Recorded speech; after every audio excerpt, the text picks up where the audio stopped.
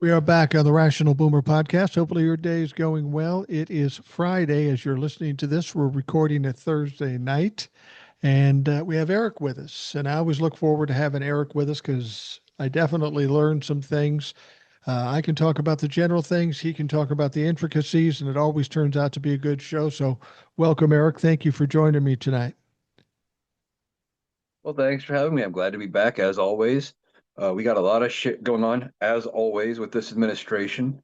I missed the days of the Biden administration where there wasn't nearly as much bullshit going on, and you could kind of just, let things run its course. Yeah, you got some time to breathe, and you don't have time to breathe here because one time something happens. I mean, I'll give you a good example. We had the whole Charlie Kirk assassination. That's all anybody was talking about. The Democrats did it. Well, the Democrats didn't do it. And people were upset about it and worried about the Republicans trying to blame the Democrats. I said, look, just wait 2 weeks. Nobody's going to give a fuck about Charlie Kirk in 2 weeks. They didn't give a fuck about him beforehand. They're not going to give a fuck about him after that. And that's kind of where we're at. In the world of Donald Trump, something else crazier or shinier happens and you forget about that old shit. So Charlie Kirk isn't a thing anymore. Well, yeah, now that the memorial's done and Donald Trump made the memorial all about himself, he's Yeah. not a talking point anymore. They're on to the next shiny thing, and then they'll be on to the next thing and the next. Like, you know, it's ridiculous. They're back to boycotting the NFL because of Bad Bunny. And again, they miss the intricacies of subtlety. They miss context. They're talking about I saw some right-leaning people were commenting about Bad Bunny getting the halftime gig. And they turned around and said, well, if we put enough pressure on, the NFL is going to change their decision and they'll take him off. But if the left puts pressure on and gets him put right back on, it'll be just like Jimmy Kimmel. But they missed the context of the administration was the one that put pressure on Disney by saying they'd pull the license. That's the difference. If the NFL made the decision to replace Bad Bunny for whatever reason, and it was their decision, we wouldn't have as big of a deal with it. Unless it was a bullshit reason like the fact that he's Puerto Rican Yeah. or something, we wouldn't care. There was a clue there that they missed that they didn't want to pick up on. And they do that with everything. And the thing about the NFL, you talk about oligarchs and you talk about arrogance and you talk about power. This organization is full of them, fucking full of oligarchs who aren't going to take shit from Donald Trump. They're going to do whatever the fuck they want, whatever's going to make them money. Now, the only thing I could think of that Donald Trump could do, and I don't think he's sharp enough to think of it, is somehow try to pull the nonprofit organization that the NFL calls itself. And how they do that, I don't fucking know. But they've got some special thing. Uh, Allowances that they've always had. Now, Donald Trump could suggest he's going to go in and mess it up, and I don't even know that he can. But I think Donald Trump is smart enough to not mess with the NFL because that could cause him severe problems and maybe piss off some of his friends. Yeah, I can see both sides of it though with Donald Trump and the NFL because uh I don't think he's smart enough to pull off anything successful to mess with him. But I think he's still jealous and burnt by the fact they wouldn't let it. I'm pretty sure he tried to buy an NFL franchise and they He told him did. no. Yeah. He I did. knew He I, tried to I buy. The owner said, "Yeah, we don't want Donald Trump in here." This was back in the 70s or 80s, and he couldn't get in. So then he joined that USFL league and got a New York team, and he's largely responsible for the failure of that entire league because of the bullshit he was trying to pull there. So, yeah, Donald Trump doesn't have a good track record of winning when he has an idea. yeah, but I think he's still upset with the NFL over not getting that team. So I could see him Oh, maybe I am too. using this as justification to try something, but he's definitely not smart enough to pull it off successfully. And if you look at the people around him, none of them are smart enough to pull it off successfully. No, hell no. Hell no. Well, what we got to talk about is what we're in the middle of right now. We're in the middle of a government shutdown. It was weird because all the other government shutdowns, I always said this isn't going to happen, and I don't think it should happen. This one was different. I thought it was going to happen, and I felt like it was important that it happened because it showed the Democrats finally showing a spine and pushing back, and that's certainly something we need at this point.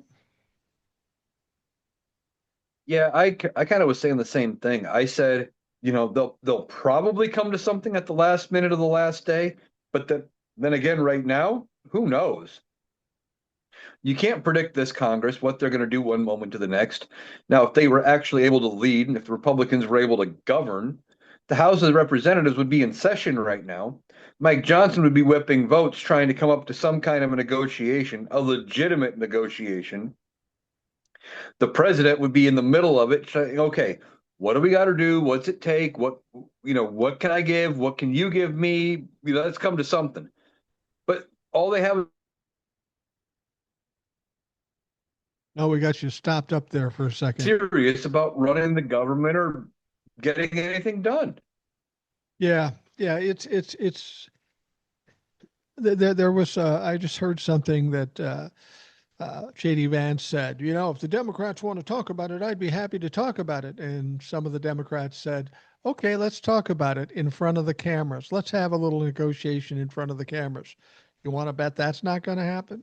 They don't want it in front of the cameras It'll because the never happen. reason they're doing this is not beneficial to their getting reelected down the road. They literally want to take away medical care from people and increase the cost of medical care to the rest of the people. It's a fucked up mess. This is something the Democrats had to do.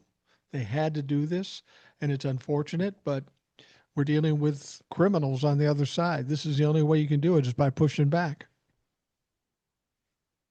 Yeah, I mean, they want to do, if they challenge JD Vance to do the negotiations in front of the camera, it's not going to matter because he won't do them. But beyond that, no matter, it doesn't matter what JD Vance negotiates anyway, because Donald Trump doesn't like JD Vance. He doesn't respect JD Vance. And when has Donald Trump ever stuck to a deal? So JD Vance could negotiate in good faith, come up with a deal, make it happen, and Donald Trump would say, "Fuck that shit. I know better. Keep the government closed until I get my way entirely." That's the reality we're in, unfortunately. They're the blind leading the blind in this case. It really is. The question is, why is Donald Trump so excited or happy about this shutdown? Now, there's a couple of possibilities. He wants to get rid of like $1 trillion worth of health care and all that stuff and raise more money. He may be doing it to try to fund these tax cuts for the wealthy. That may be. That could be. Or it could be that he's just trying to own the libtards. Or it could be just yet another distraction and a delay for the Epstein files. What do you think? Well, I think it definitely is a little bit of all of it. Okay. Um, but I think the big thing is it's a distraction from the Epstein files.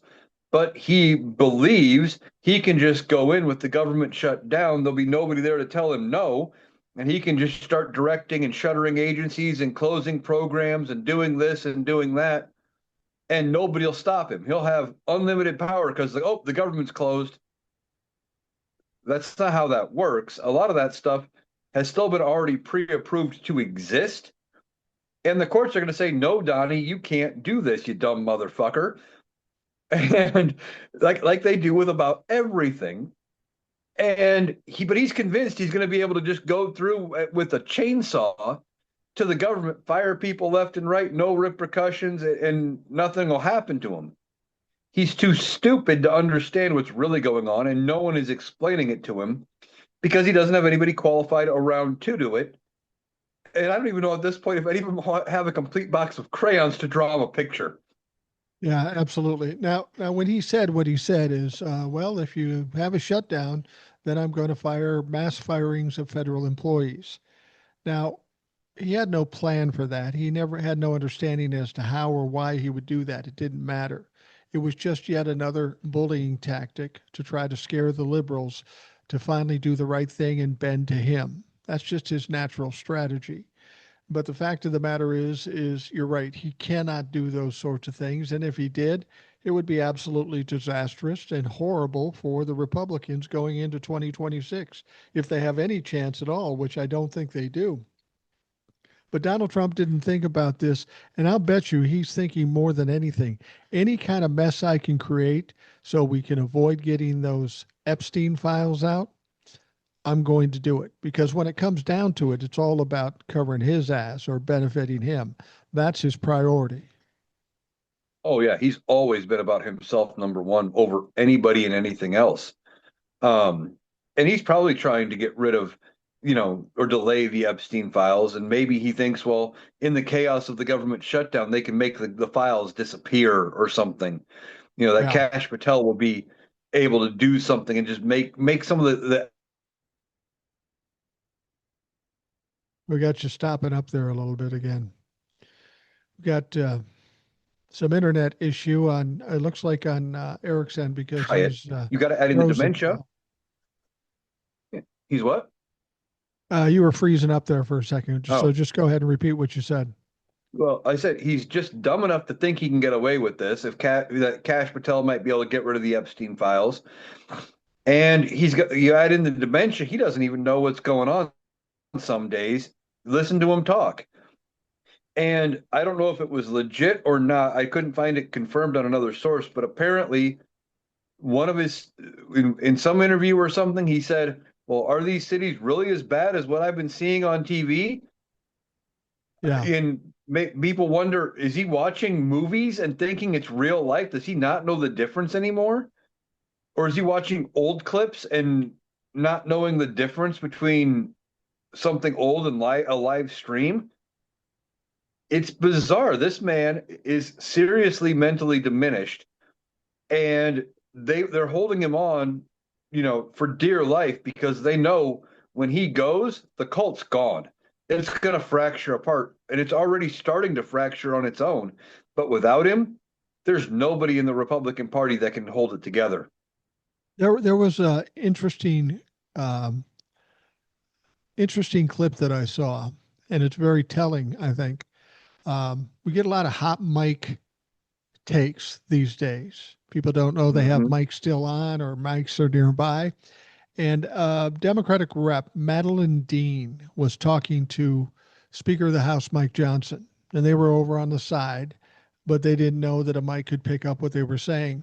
And Madeline Dean said to Mike Johnson, she said, "The president is unhinged. He's not well. He's unwell."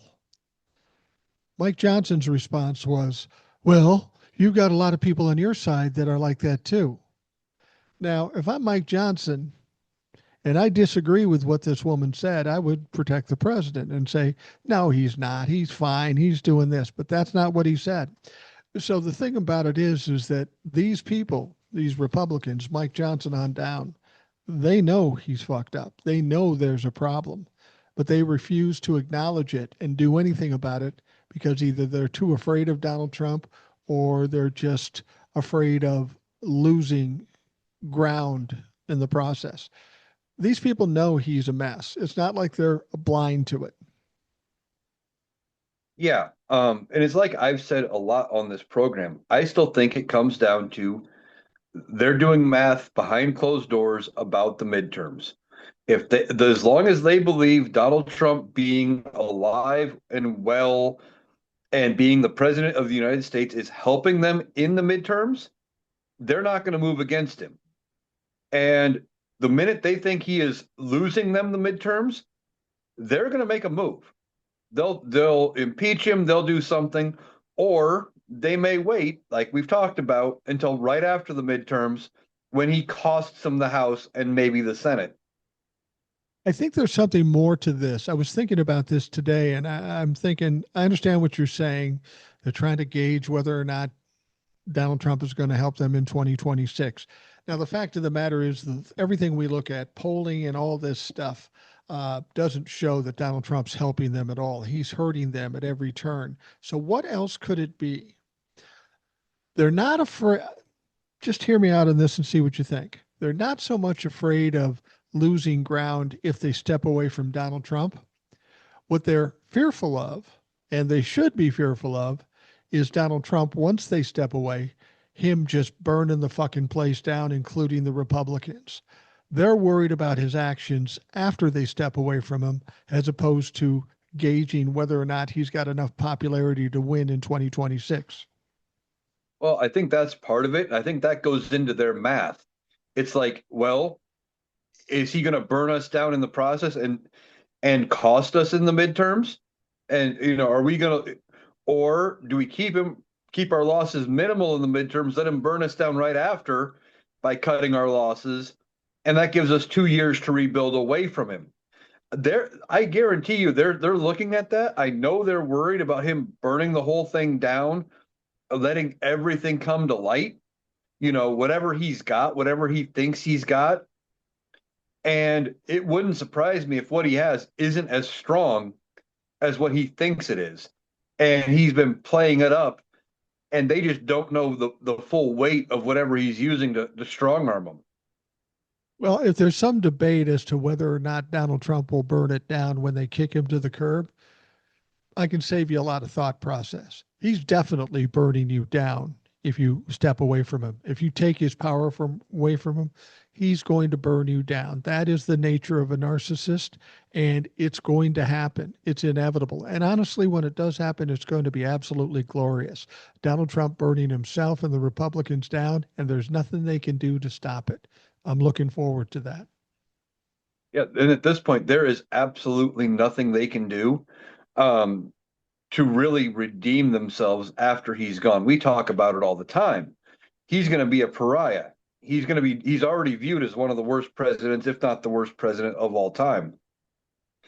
And the stench and the stink of being associated with him and being complicit for everything he's done isn't going to go away. So if he burns the party down in the process, they're going to need to regroup with new candidates, new people in all of these positions because uh, they're not going to be able to get away from Donald Trump and the reputation of being connected to Donald Trump. They've backed him for too long now to just say, yeah, it's finally a bridge too far. We got to move away from Donald Trump. Clearly, there's a problem. No, there was a problem with him in his first term where they should have walked away.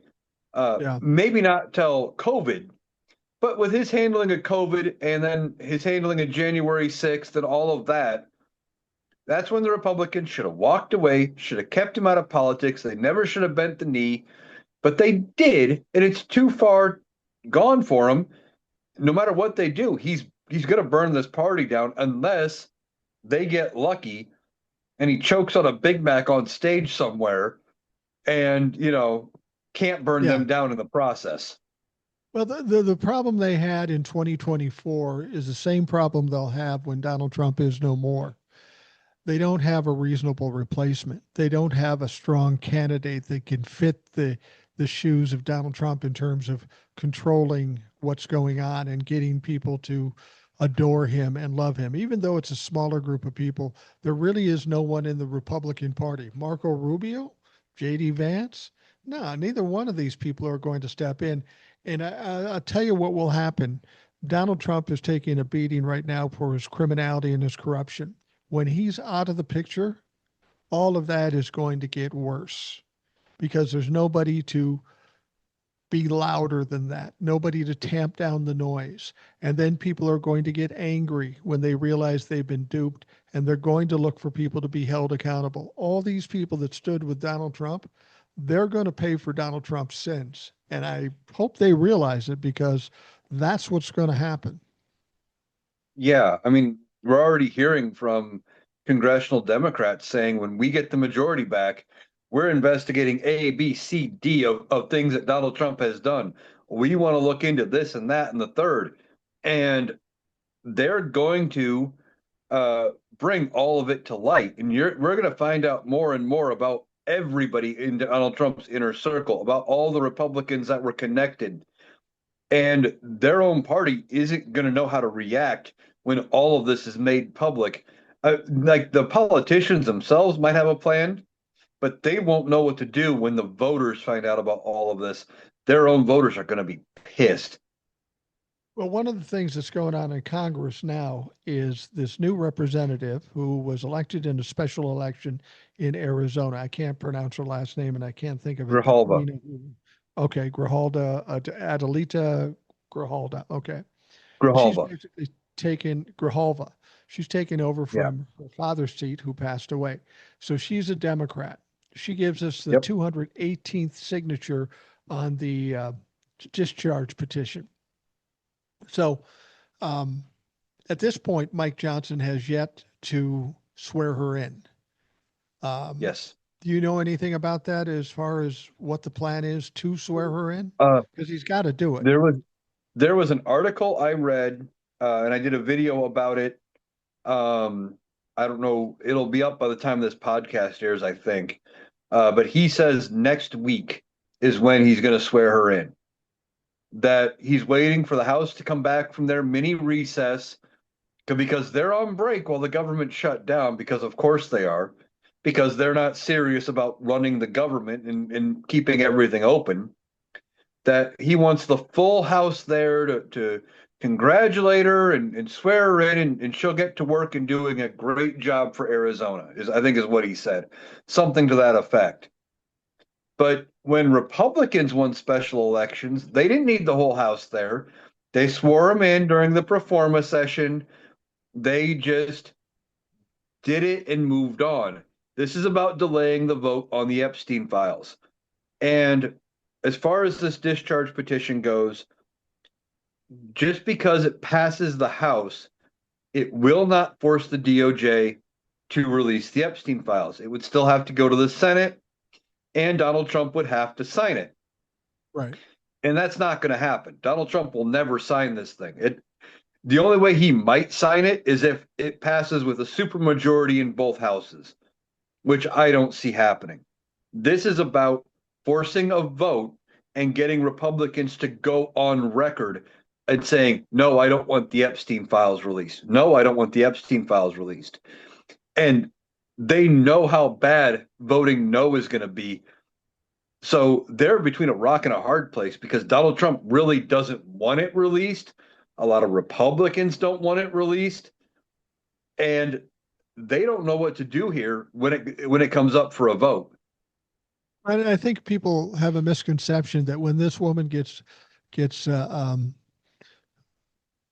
she takes the oath of office and is seated in the House of Representatives, she's going to sign that, and then the Epstein files will be released. We will be no closer, as you said, we'll be no closer to the Epstein files being released, and the Democrats aren't under any delusion that they're going to be released. The real problem for the Republicans is exactly what you said. This is now going to call for a public vote. You're going to have to decide, do I want the Epstein files released or do I not want the Epstein files released? And that'll go through the House, and people will be exposed for what they believe or what they vote for. Same with the Senate.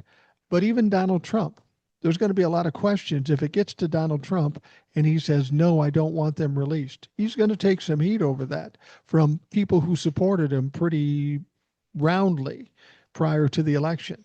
This is going to cause a deeper division in the Republican voters at this point because they will see that these people are flat out lying to them, and that's going to cause problems. Exactly. It's like I said multiple times on your podcast and on the lives and stuff.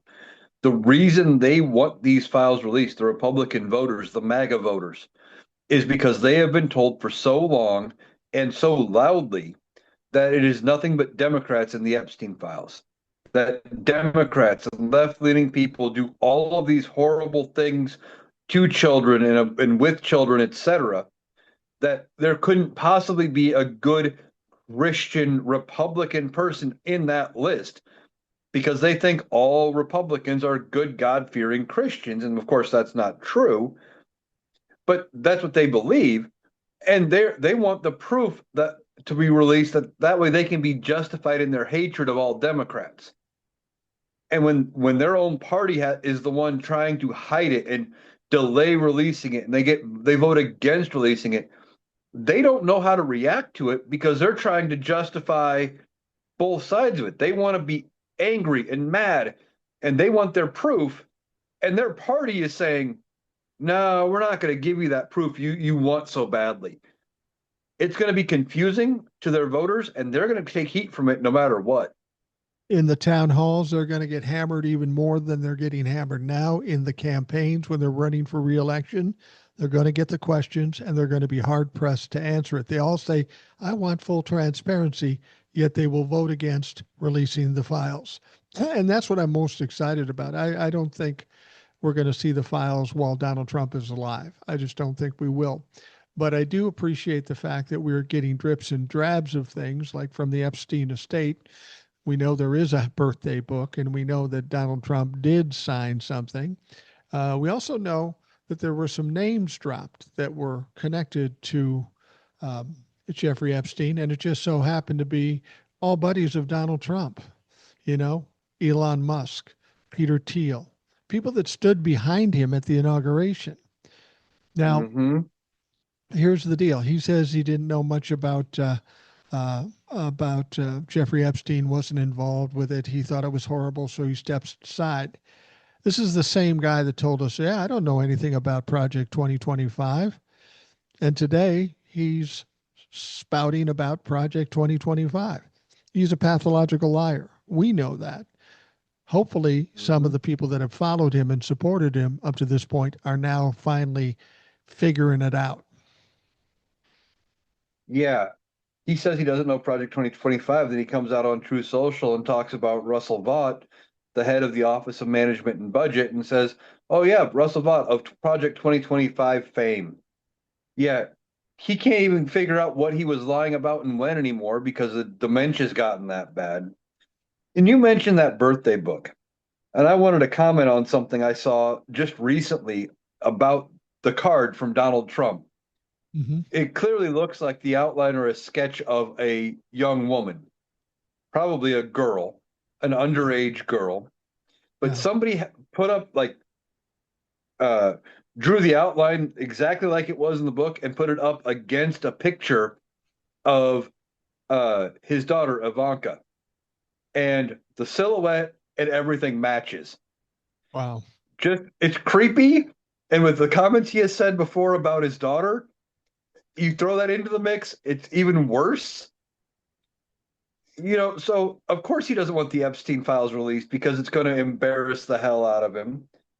And going back to Russell Vought and Project 2025, he thinks Russell Vought and him are going to be able to go through with this and just clean house of all of these government programs.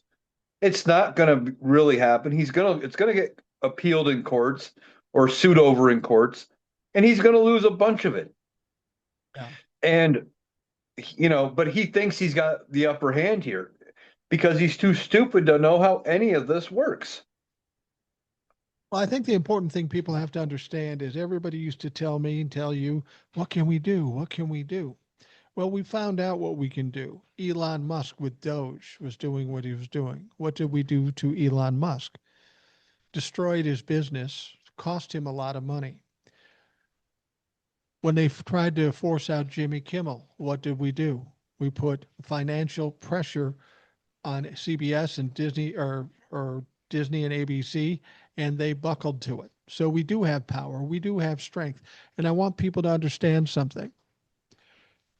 If they start with the mass, at least attempting the mass firings in the federal government, if they try to do that, understand something. It's not Donald Trump directly. He's taking his directions from Russell Vought of Project 2025 and the Office of Budget Management. Russell Vought. What Russell Vought is going to do is very similar to what Elon Musk did. So, because Russell Vought is the person in charge of this, we need to treat him like we treated Elon Musk or Disney.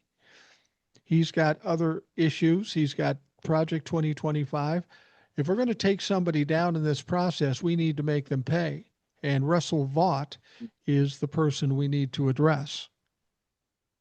Yeah, figure out what we can do, what businesses we can affect, what companies we can affect, and put financial pressure on him that way. Now, it's not going to change anything. He's probably still going to try to push his whole agenda because like the rest of them, he thinks he's very self-important and that, he can get away with it and he'll be in the clear. What Yeah. all of these people around Donald Trump also don't realize is that they think when it's all said and done, Donald Trump is going to save them all with pardons or some bullshit. Donald Trump's going to be gone. He's barely functioning mentally now. Yeah. If he makes it to the end of his term, he is not going to be functioning on a level in which he is thinking about who he can pardon besides himself. And even that might be very sketchy if he's got the mental capacity at that point, the way we're watching him, uh, degrade day by day. Uh, they're going to be facing criminal charges and investigations long after Donald Trump is out of the picture. And the I'm just following orders is not going to be a good enough excuse, especially when it very clearly looks like somebody like Russell Vought is pulling the strings here and is actually acting as president by telling Donald Trump what to do.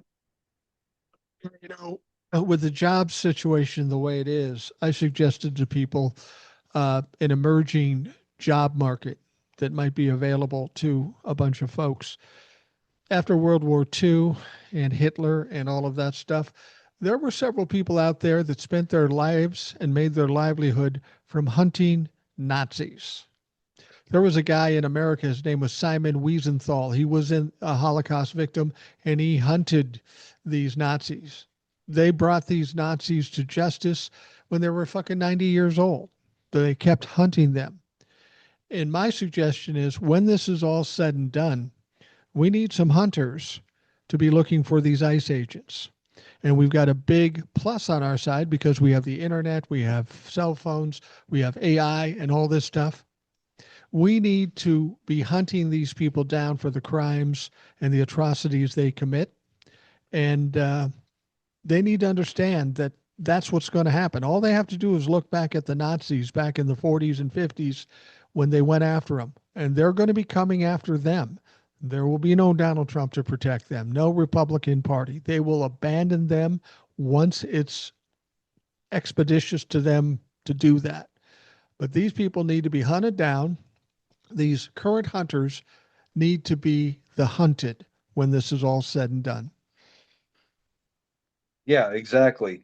And if it goes the way things did after the fall of Nazi Germany, there's going to be, as Will likes to call it, the Nuremberg trials, and it'd be something similar, where it would be a tribunal of sorts, or a public hearing or something.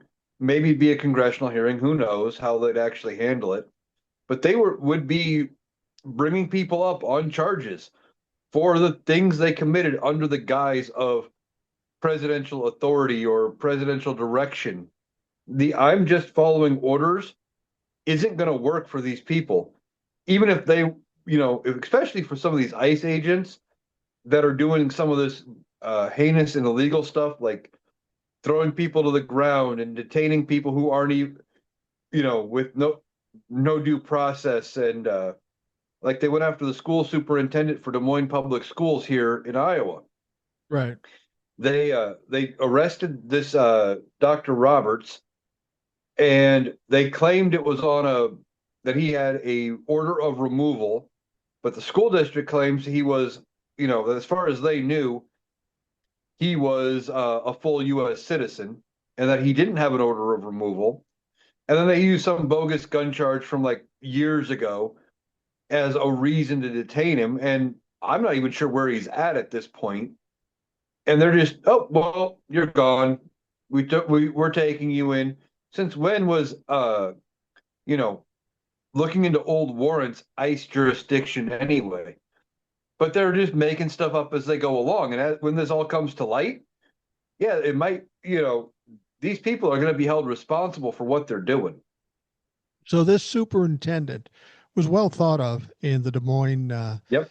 school district, which is surprising because he was black and he was an immigrant, but apparently he did a good job for them. He was picked up, swept away. We don't know where he is now or if he's coming back or where he went. There's all kinds of protests going on in Des Moines about this. So there's nothing that's come out on this as to what the future of this gentleman is.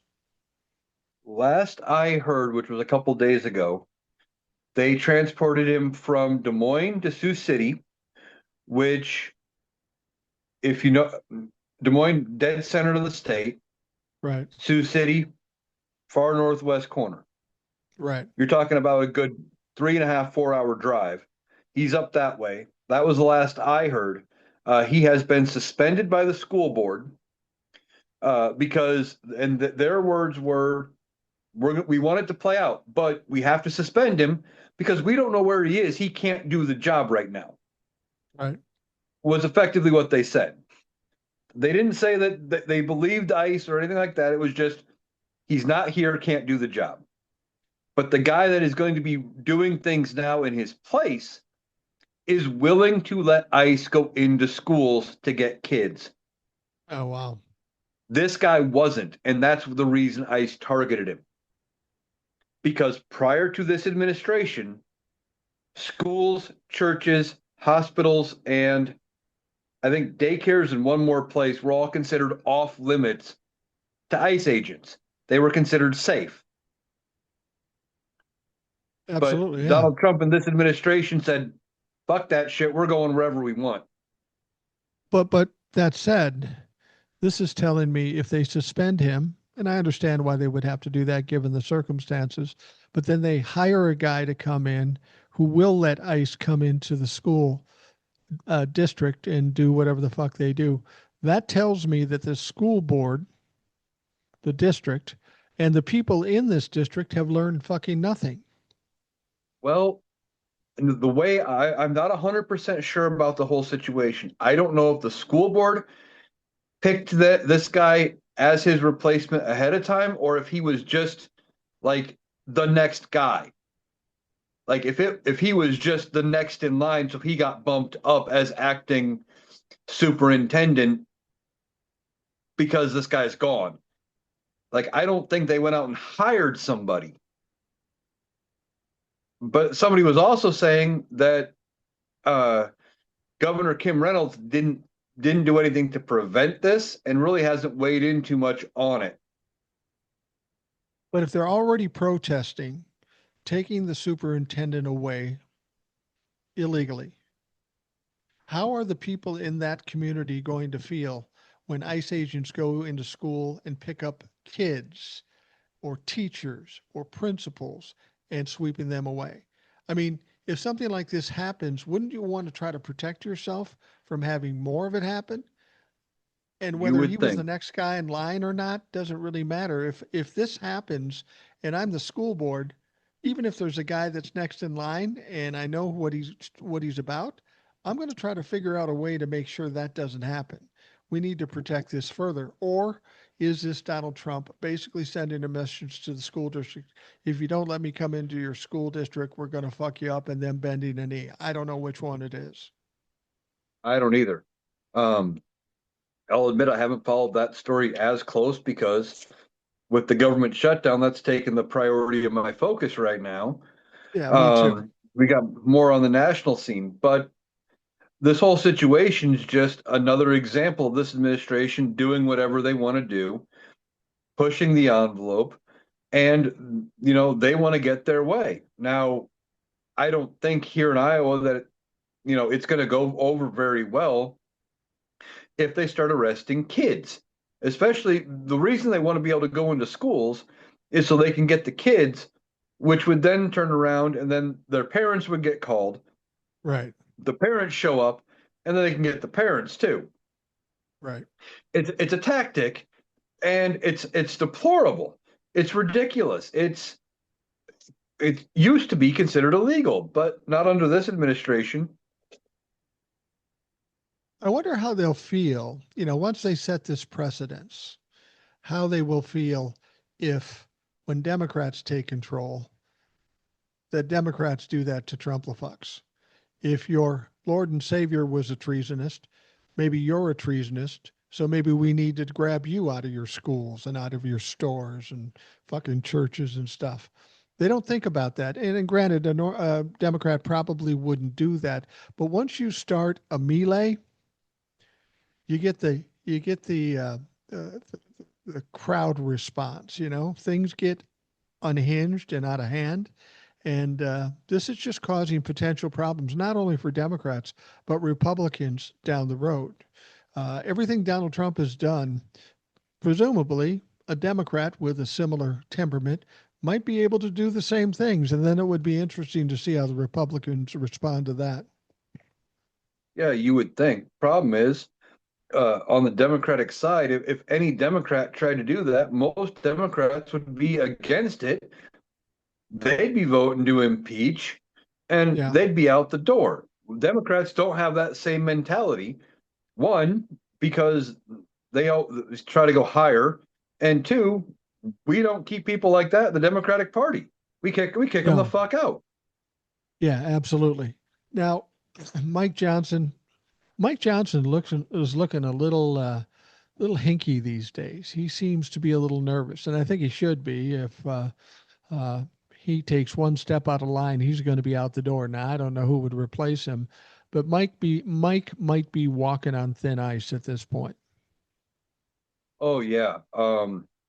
I think depending on how this government shutdown goes, I think we may be looking at a vote of no confidence in the speaker. Now they changed the rules with this new Congress. It's no longer one vote. I think they changed the threshold to seven. Hmm. I think something like that. It's still low. But when Nancy Pelosi was speaker, the threshold was none because there it was in the rules. You can't call for a vote of no confidence in the Speaker of the House. It wasn't allowed. But Kevin McCarthy was so weak that he had to give in to get the speakership when he coveted it so badly, um, that now it's back in the rules and it's back being allowed. If this shutdown ends with Democrats getting their way on anything, I think they call for a vote of no confidence in Mike Johnson. I think the Republicans do. And Democrats have no reason to save him. It would only take three or four Republicans to Yeah. oust him. If the seven that are needed to call for the vote and all Democrats, he's gone. He's out of a job. Who comes in next?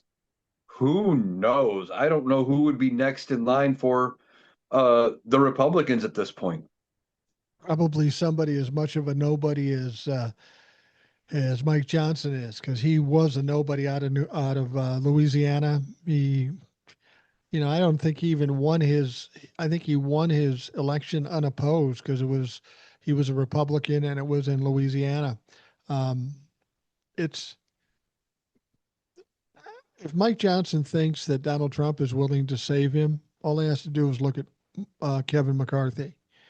They were best buddies for a time, and next thing you know, you're packing up your things and moving the fuck out of Dodge. It's going to be interesting to see when and if the Republicans start getting tired of getting their ass kicked, start getting tired of going to town hall meetings or meeting with constituents, because these people are getting absolutely ravaged every time they talk to people. It's not just Democrats anymore, it's Republicans that are losing out. And as far as I'm concerned, and this may sound a little harsh, the Democrats have to fight against this because of the damage it would do to so many people in terms of medical care and medical prices. They have to do it. That's why I believe they had to shut this down to make a point to these Trumplefucks. Now, the Trumplefucks will continue to double down and triple down, and they may not want to negotiate because Donald Trump won't allow them. Donald Trump comes out and says, if you do this, we're going to fire all these people from the federal government. If I'm dealing with a bully and I'm in a negotiation, I'm going to say, and people are going to think this is crazy, but this is how you got to deal with people like this. I would say, look, you either give us what we want, save people a lot of trauma and trouble, or we'll run this fucking shutdown till the midterms. And that's something they'll react to. We won't deal with anything. We won't deal with anything. And in terms of who's to blame for it, I don't know really how much that plays into things, especially when the Republicans are clearly the ones in power, so they're going to get the blame. Well, running it all the way to the midterms is an interesting idea because Republicans have the opportunity, even without um, caving to Democrats, they have a way forward. They could end this government shutdown today if they wanted to, but they Yeah, won't do it. right. End the filibuster. Get rid of the filibuster. Yeah. They could do it. They wouldn't need Democrats. They could vote it on a simple majority, but they won't.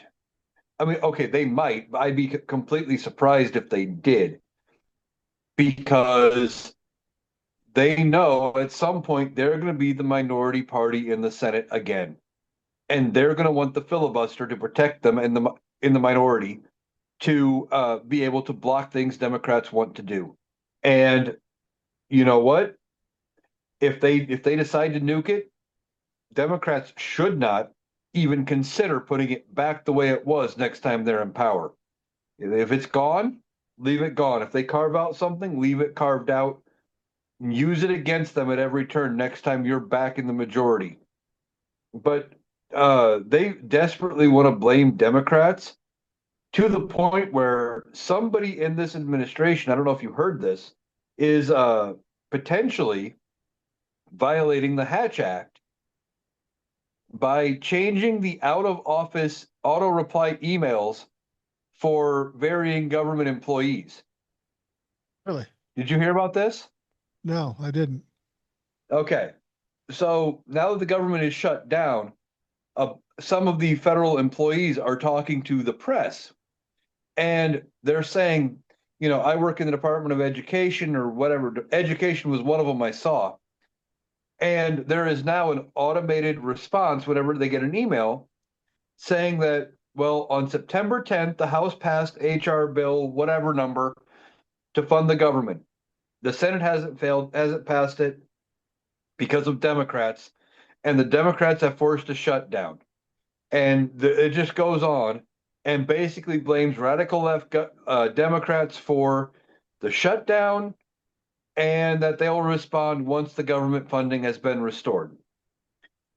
And some of these employees are saying, I went and I changed it back to a standard non political um, out of office reply, and it was immediately changed back. Wow. That somebody has gotten into the system and is changing it to make it seem like, to blame the Democrats.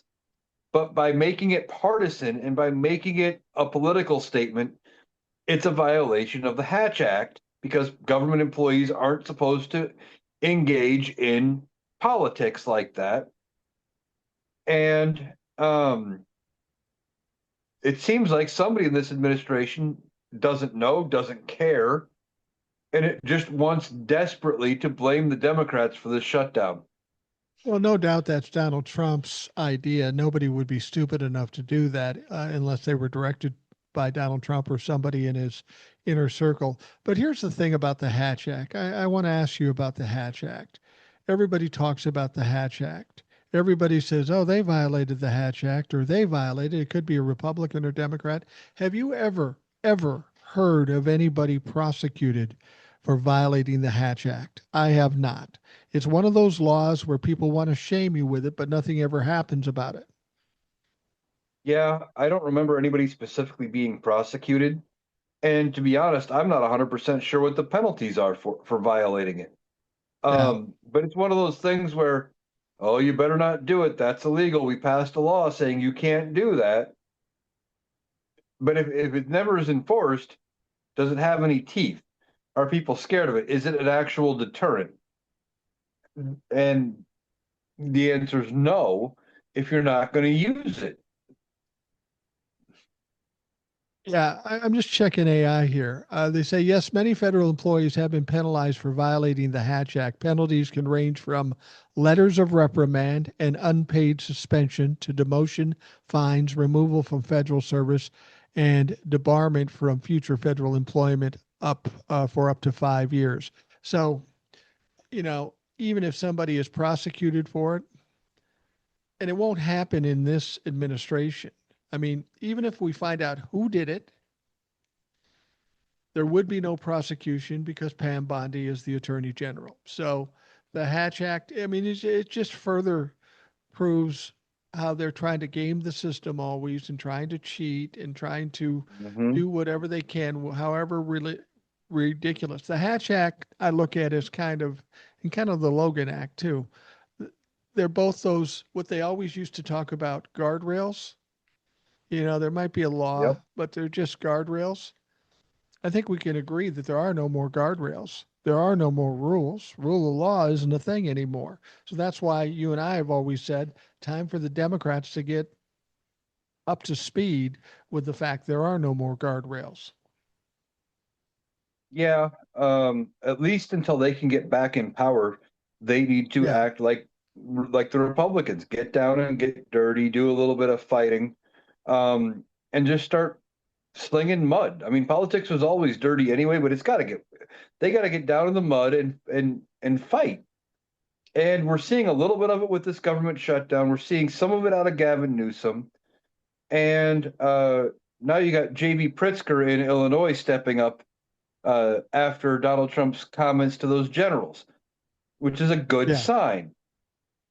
You know, we have a lot going on. Now, J.B. Pritzker called for the 25th Amendment to be used against Donald Trump, said he's insane, says he has dementia. Is it going to change anything? No, because he's a governor. Governors play no role in the 25th Amendment other than getting it out in the narrative and getting people talking about it, Right. which is a start. Well, and it's a start. Things have got to get a little more wild and woolly, and I think we're getting there now. More and more people. We've got the Gavin Newsoms and the Pritzkers and such. Um, they can say a lot of things, and maybe nothing gets done, but it's important that it's said. Like J.B. Pritzker, he's not going to convince anybody to um, use the 25th Amendment um, against Donald Trump, but it's got to be said. If for no other reason to fuck with Donald Trump's head or just to put it in the narrative so it's in the conversation. Nothing happens quickly in government, so you got to be getting these talking points in there, stuff that Democrats would normally have never done. So it's good to see them, going fully loaded into some of these things and saying what needs to be said, whether anything is going to get done about it or not. Yeah, they have to do that, calling him out, saying, "Hey, we need to use the 25th Amendment and remove him." Just saying, "Hey, he has dementia," and getting the conversation out there because even if they're laughing about it on Fox News, which I'm sure they are, you know, there's going to be a few people on their side that are going to see it and go, "Wait a minute, what are they talking?" And they might, there might be a few on their side that start to piece it together and come around and go, "Oh, wait, there's signs here. There's a problem here." But the more we talk about it and the more it gets out to the independents, the more and more people are going to start paying actual attention to what's going on. And they're going to be paying it, and they're going to be looking at it going, okay, how do we prevent this? How do we fix it? What can we do next? Well, the next step is the midterms. And we have to get people to turn out and vote.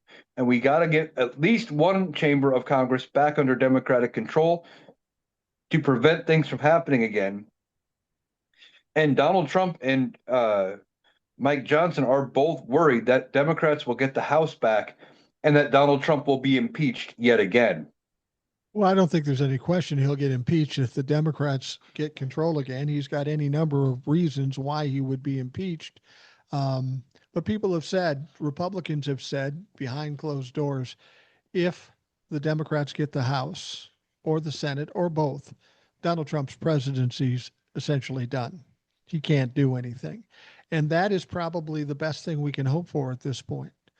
People say, well, Yeah. if we get the House and the Senate, we can get some things done. No, because Donald Trump still has to sign off of it. What we can do is put a big roadblock in front of Donald Trump and keep him pretty much impotent for the remaining 2 years of his term, assuming he lasts that long. And I'm not convinced that that's the case either. Yeah, I'm not convinced he makes it to the end of his term. Having the roadblock of even just a Democrat controlled House of Representatives, even if all they're doing is holding investigations into what this administration is doing, if they're holding impeachment inquiries and just constantly embarrassing him for 2 years, great. But, I hope Ed is right because Ed says what his predictions, Thanksgiving, Yeah. you know, I mean, maybe, maybe Thanksgiving, maybe Christmas. I mean, he's fallen asleep in public. Well, He reminds him doing that reminds me of what happened with my grandfather toward the last couple of years of his life when he was in his 90s. We'd go to visit him in the nursing home, middle of the day. He'd be sitting in his wheelchair and just we'd be in the middle of a conversation. He'd just be out like a light. So we'd continue talking without him. He'd wake up 20 minutes later like nothing happened. We'd start talking again. Half an hour later, he's snoozing again. But he was also 91 or 2, I think, at the time. yeah.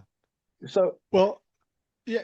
The thing is that people were upset about him having this meeting with Hegseth and all the generals, and frankly, I was happy about it because if there was any question in the minds of any generals out there as to who Donald Trump was and his cognitive abilities and his concepts, for most of them, they've said, this is an embarrassment. This is ridiculous. He thought he was going to go with a bunch of bros. They were going to laugh. They were going to have fun. He was going to look important in front of these people. And they just sat there like statues. So he was embarrassed. Pete Hegseth was embarrassed.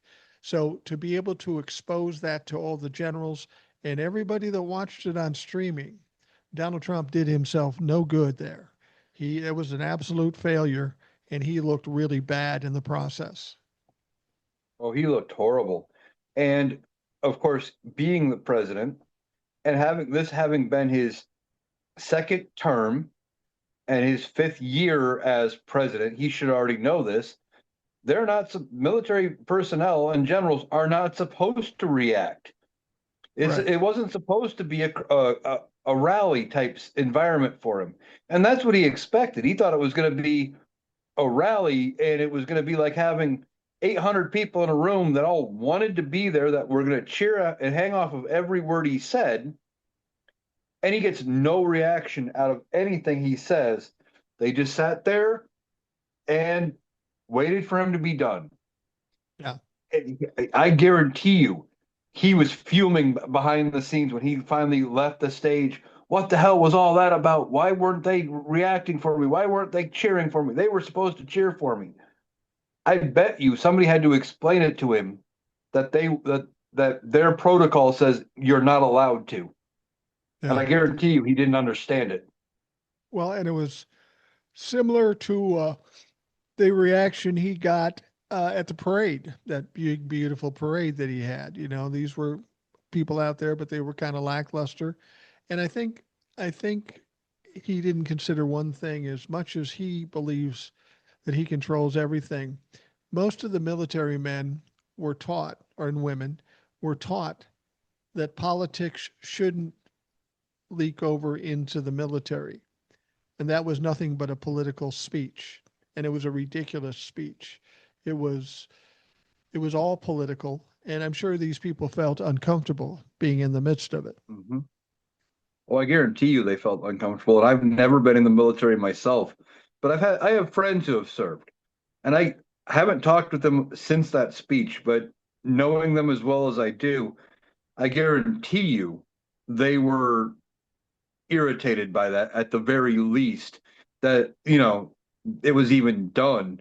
The generals and the admirals that were there, I guarantee you were uncomfortable listening to it. And I guarantee you the wheels were already turning for them for how do we, if they try to send us in to use liberal cities as a training ground, how do we refuse that order and not, because if we accept it, we're going to end up on the wrong side of the USMJ, and none of them want to end up at Leavenworth. Right. Right. Well, and Donald Trump basically said you can clap or you can boo or you can leave. Of course, if you leave, you're going to lose your commission and all your rank and all your money and all that stuff. He said it in a joking way, but I think everybody understood that's exactly what would happen if you walked out at that point. Oh yeah. Whenever he's claims to be joking, his jokes are always uh cruel. He doesn't have a real sense of humor. You No, know, he doesn't. when he says something like that, oh well, yeah, you can leave if you want, but if you leave, that's the end of your career. And then he plays it off with a laugh, or whatever, like he's joking. No, 100% serious. He would have found out if whoever left, they would be either demoted or they would have been let go or whatever. He would have tried to find some reason to get him kicked out of their branch of service because he's that petty. Donald Trump is nothing but a petulant toddler who wants to have his way. He wants everyone to think he's the bravest and the smartest and the most handsome and the peak of physical fitness and all of the things because he needs it to feed his ego. Oh, yeah, he's desperate for that. You know, in that speech, he also brought up his obsession. I should win the Nobel Peace Prize, but they won't give it to me. And you're right, Donnie. They aren't going to give it to you because you said you'd end the Russia-Ukraine war. You didn't. You said you'd end the Israeli-Hamas war, and you didn't.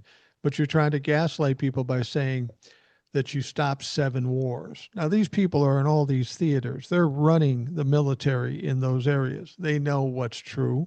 They know he's lying about it. But there was another hot mic situation. I don't know if you heard this, um, but he was talking about the 7 wars he ended, which isn't true. There was a situation where the leader of Albany was talking to um, some other leaders from around the world, and they were laughing about what Donald Trump said about ending the war. And the Albanian leader said, "Look, he said he was upset because we weren't grateful that he ended the war between Azerbaijan and Albania. Problem was, Azerbaijan was fighting Armenia, not Albania, and these people were just laughing hysterically about it. So there are people all around the world that know he's an idiot, that know he's a fool, and they are fucking laughing at him. Oh, I guarantee you. And he's so clueless that he doesn't know that they're laughing at him because No. his people and his handlers aren't showing him the clips of the other world leaders laughing at him because they don't want ketchup packets thrown at them or they don't want to deal with the temper tantrum that's going to come with it. And he thinks he's just the greatest, and everybody should think the same way. He's got no clue. And I don't know if you heard this one talking about him and the Peace Prize. Now, I saw something on TikTok not long before we started this podcast that apparently the plan that they have put forward to come up with peace in the Middle East is not their plan. It's the plan that was left behind by the Biden administration that they couldn't Exactly. get accomplished. So this creator was saying that technically, if they get the plan through and they do come up with peace in the Middle East thanks to this plan, it should be Biden that gets the Nobel Peace Prize, not Trump. Yeah, apparently there was a plan by the Biden administration. Time ran out. He had to leave office. He handed it over to the Trump administration and said, "Listen, this is a plan. Please present this and follow it through, and hopefully we can get peace in the Middle East." So Donald Trump does all the things he wants to do and doesn't work. And then he makes the decision to take this plan, put his name on it, and submit it in hopes that that would bring us peace in the Middle East. But the fact of the matter is, he just plagiarized it. He does what he always does. He had somebody else take his SAT tests. He had Joe Biden write his peace plan. It's just it's just so silly and so embarrassing, and that's something that needs to come out more.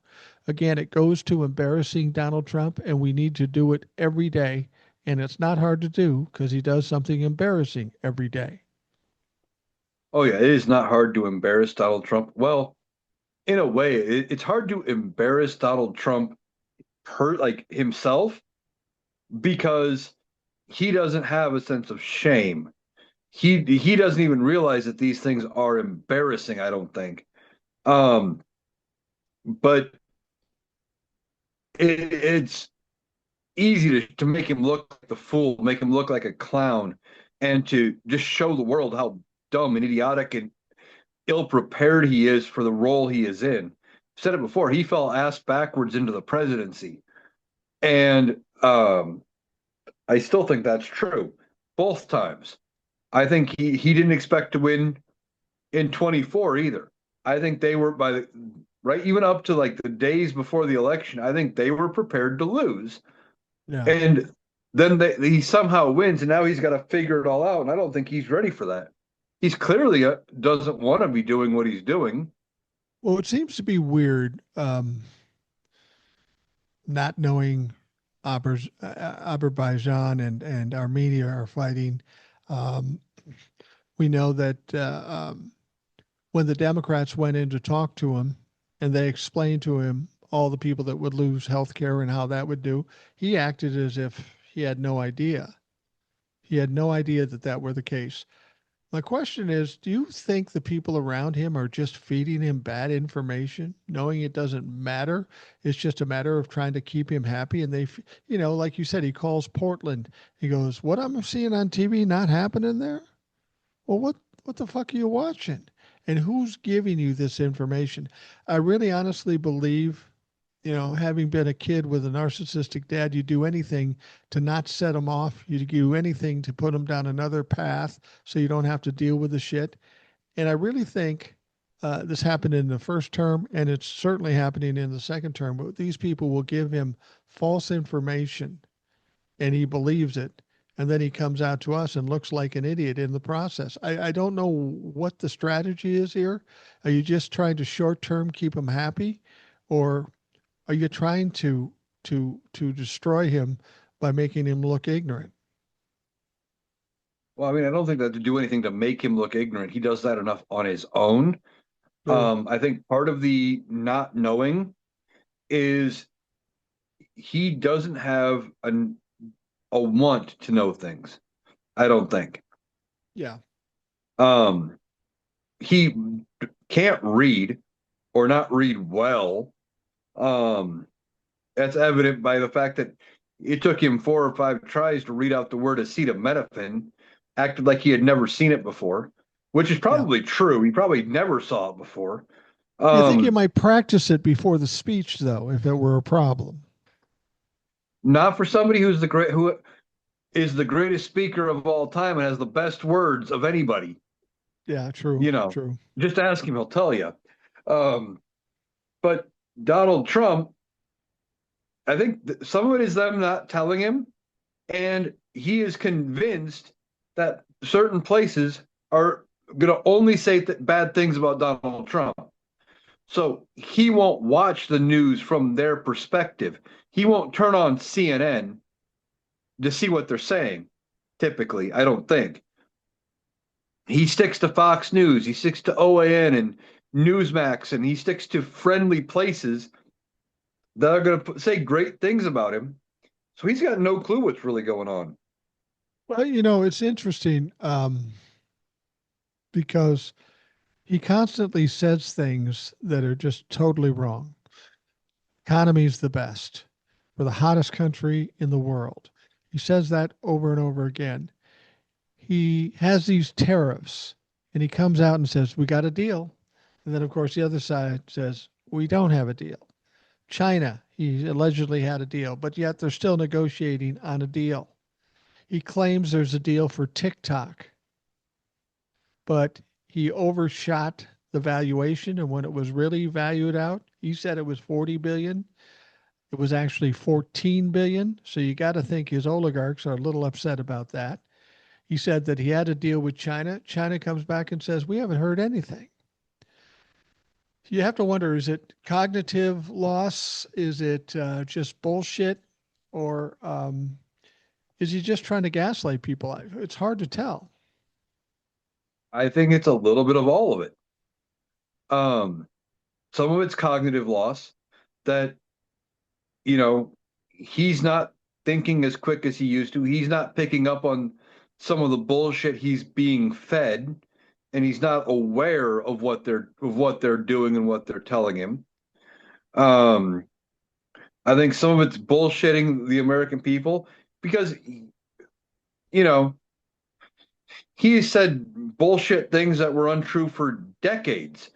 I mean, True. what did he, he said what right after 9/11 that he had the tallest building in New York City at that point, and he didn't. It Right. wasn't even true. Of course, he tried to make 9/11 all about himself, but he was bullshitting the people about how big his building was and all of this. And then you add in the gaslighting is if he says it long enough and loud enough, he knows there are people that will believe him. So I think it's a combination of all of it. And on that TikTok deal, it wouldn't surprise me. I did a TikTok on this, and I said it wouldn't surprise me if whatever this framework is, if they try to pass that off as good enough that they have a deal so they can move on and just say, well, we came to a deal, we solved the problem and move on. Because the framework of the deal outside of the algorithm was that US user data would be stored in the United States, which Right. already happens. That was Yeah. already a thing before they signed the TikTok ban into law.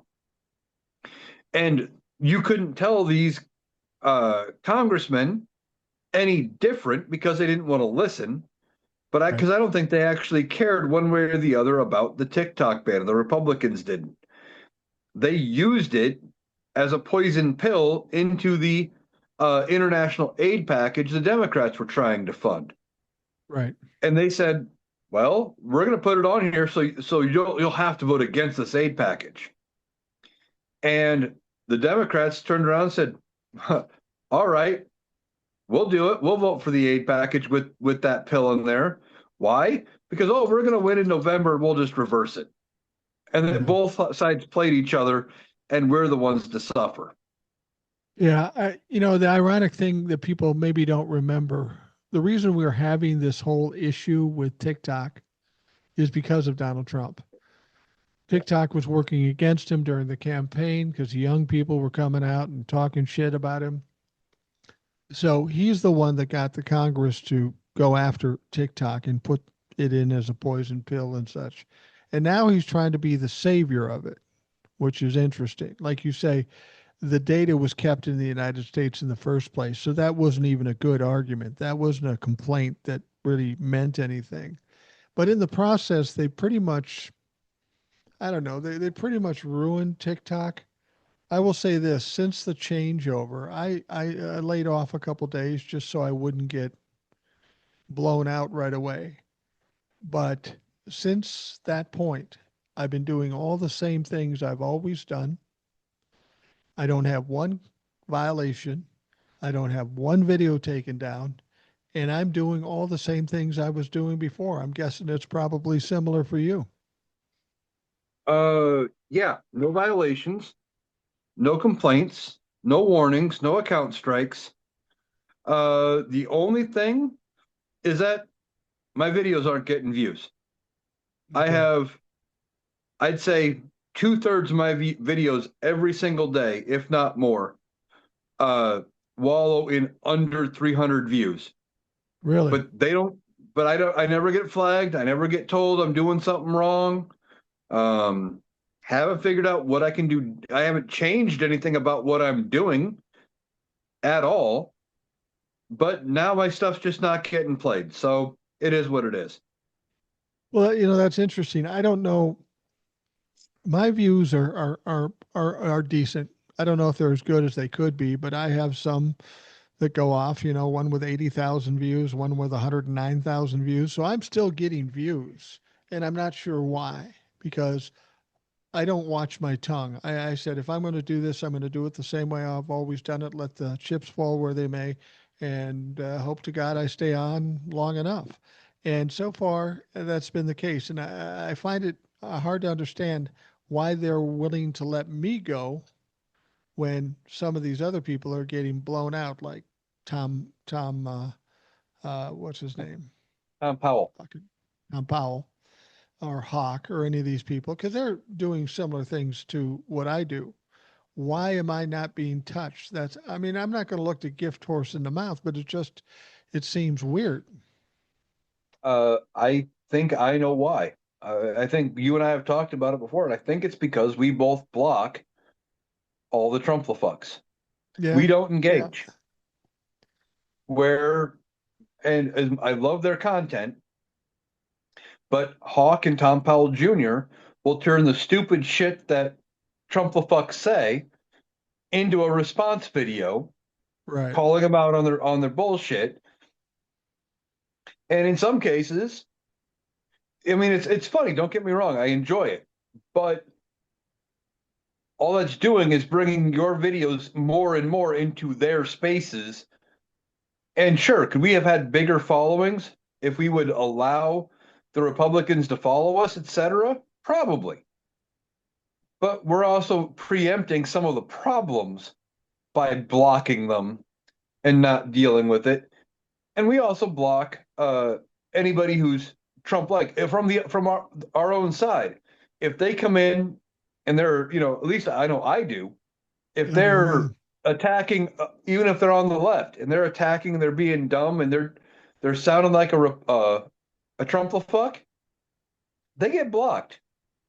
And Yeah, instead of dealing with it, I think that makes part of the difference. I think so too. I'm fortunate to have a lot of followers on TikTok. I'm at like 476,000, which is just crazy to me, and I'm more than happy with that. But if I did what some of those other people did, I mean, I could make fun of Trumplefucks all day. I could pull out comments and make fun of them all day. But I decided early on when I started the TikToks and I started to get a couple violations here and there, I said, all right, I'm going to block all Trumplefucks, anybody that appears to be a bot. I'm going to block them all. Not because I couldn't get views with going after those people, but I wanted to protect the platform. If I'm going to do this, I want to keep doing it, and I don't want to be taken down by dumb fucks. Now, had you or I said, okay, we'll keep the Trumplefucks in and the bots and all that stuff, who knows? Maybe I'd have a million followers, but it really doesn't matter. I mean, the number of followers you have on TikTok is almost irrelevant because, as you say, they can ratchet down on you. And even if you have a million followers, you can get no views. So it really doesn't matter. I decided I'm going to go for quality followers as opposed to mass followers. And it's worked out better for me. And maybe we're just under the radar to all the Trumplefucks. Because my premise was if I block them, they can't see what I'm doing. If they can't see what I'm doing, then they can't complain about me. And it so far has worked. Yeah, that's what I do. And I go out like when I'm in the comment section of other creators' videos, and like there's a lady I've just started watching her stuff in the last couple of weeks. She talks about raising her son who is deeply autistic and what that looks like and how she has to change her lifestyle around raising this person. He's 20, but clearly he's not developmentally 20. Right. And what that all looks like. And because somebody had an issue with how she was doing something, they tagged President Trump in one of her videos. Jesus I'm like, Christ. no, block. I immediately blocked that person. And I do that with a lot of the videos. If they're putting in Trump stuff in non-Trump, non-political videos, etc., gone. If I'm watching a political video and they're commenting stuff like Trump's your daddy and all that, nonsense, blocked them. I block them before they even have a chance to find my content, trying to protect my platform a little bit. Yeah, you got to kind of be preemptive about this. I mean, these people gather together like cockroaches and will attack you, as Hawk and Tom Powell and some of these other folks have found out. I'd rather be able to continue doing what I'm doing to a smaller following than have a huge following. I mean, it really doesn't matter to me. People will talk to me about how many people follow me on TikTok. I go, that's not a real number. It's not a real number. 476,000 people don't see my shit every day. Half of them come to me and say, I haven't seen you in a long time. What's going on? So the number is irrelevant to a large degree. It's a platform for you to say what you say, and hopefully you impact some people, and then you just keep going. The numbers are just an ego thing that really don't mean anything. Yeah, exactly. I mean, I think I'm at 10.6K right now myself. And last month was the worst month I've had in a while on TikTok for gaining followers. But I saw, I put out videos almost every single day. And you know what? Even if nobody sees it on TikTok, they're seeing it over on YouTube. Or now that I've got it, the audio up on Spotify, I've got some people picking it up over there. I'm going to keep doing what I do, regardless of what happens with TikTok. Yeah, me too. And Yeah.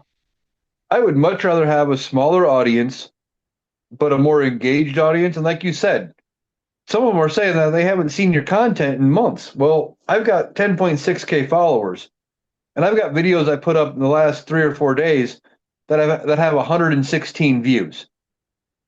Yeah. The math isn't, Yeah. something's wrong there. Somehow people that are following me aren't seeing my content.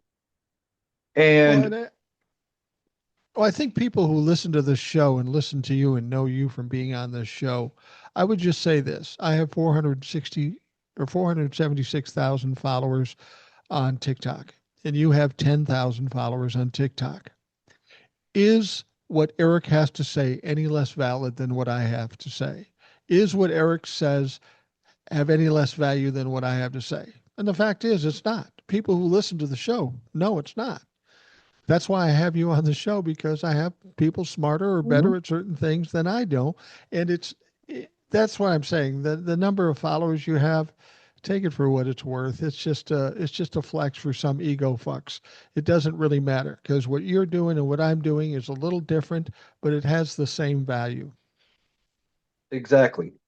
And my big thing is I just want to get the information out there as best I can. Sure, I'm in some cases paraphrasing news stories, and then I'm turning around and giving you my take on why this can or can't happen, or Right. what this is going to mean going forward. And that's it. I'm just, a guy in Iowa sitting here looking at news stories going, here's my 2 cents on the matter. And I'm hoping somebody gets something out of me giving my opinion. And I hope those that are following do get something out of it. And I'm trying to keep people from freaking out, because with everything going on in this administration, it is so easy to get sidetracked, to get despondent, to think all hope is lost, when we can point to any number of reasons on any given day why Donald Trump fucks up and fails. Yeah. But you hear all of the bullshit he's trying to do, like saying, well, I'm going to close all these government programs and I'm going to close all this government spending because the government shut down. Well, he can say it all he wants. Fact of the matter is, the courts are going to come by and say, yeah, Donnie, you don't have that authority. No, Donnie, you don't have that authority. No, you got to put the funding back. And ultimately, it's going to get put back. But it's too easy to get caught up in the moment and freak out and start worrying, sometimes unnecessarily. Right. People always ask me all these troubles, all these problems, what can we do? Anything I do isn't going to be enough. And the answer to that is simple: do what you can do. Do what you can do, whether it's a big audience, a small audience, a medium audience, it doesn't matter. I'm 65 years old. I have limitations of what I can do. I'm not going to go to fisticuffs with Trumplefucks. I'm probably not going to protest on the streets because I don't walk that far. I do, but I'm not going to do it. What I can do is come here every day, do a podcast, do 5 to 10 TikToks, and spew my shit. That's what I can do. You're trying to live your life and work and do all the stuff. You're doing what you can do. That's all any of us can do, is whatever we can do. Take the best thing we can do and do it as consistently as possible. Yep. Just keep, and talking to people, educating people. Um, finding like-minded people in your community that, or your workplace. If you overhear a conversation and you go, oh, they think like me, there, throw your 2 cents in, or you hear things you don't want to be a part of. If it be bad for your work environment for them to know your thoughts on whatever they're spewing, you know, don't talk about it. You make sure you keep your opinion out of it. Um, as far as proactive things we can be doing, a couple things we need to be looking at. We keep talking about the midterms coming up in 26, focusing on the midterms, helping uh, promote candidates if you can. Even something as simple as sharing posts on Facebook. If you know you've got a group that you can share to of, you know, memes or political content or whatever, that helps. Sharing this podcast and getting Yeah. getting our message out to other people is a way you can help. But also paying attention. I know here locally we've got mayor race coming up next month. City council race is coming up. You know, maybe you can't run, but get out and at least vote in your local races too. Those are just as important, if not more important, than your federal stuff. And you know, just take it one day at a time. We get past uh, this government shutdown, then we got to look at what the next hurdle is, and just keep going one day at a time. And looking to people like you and me, I guess, to bring them a little bit of hope. Well, and I think the most important thing I can do is what I'm doing right here. Uh, as long as I have a platform, bringing people like yourself or Will or whoever else that you may not have seen because their followings aren't as big, bring them on the show and let people hear smart, intelligent, important information. Uh, if you're out there and you want to do one thing that is probably most important, do everything you can to get as many people to vote as possible.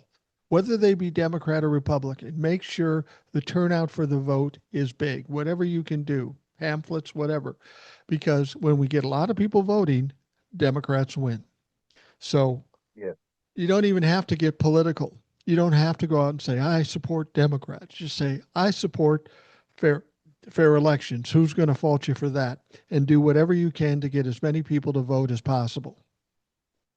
Right. And, you know, the more people that turn out, it typically favors Democrats. Um, especially in some of these deep red areas where normally Democratic turnout is low. Did you hear about I can't think of his name, the guy running to primary Colin Allred in Texas for senator? Oh yeah, is Uh, it Tellerico?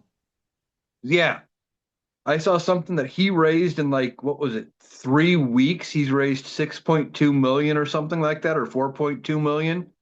Yeah. Some ridiculous number that took Colin Allred like 9 months last election. No, yeah, 9 months I think it was last time to raise. Like he's got support in deep red Texas.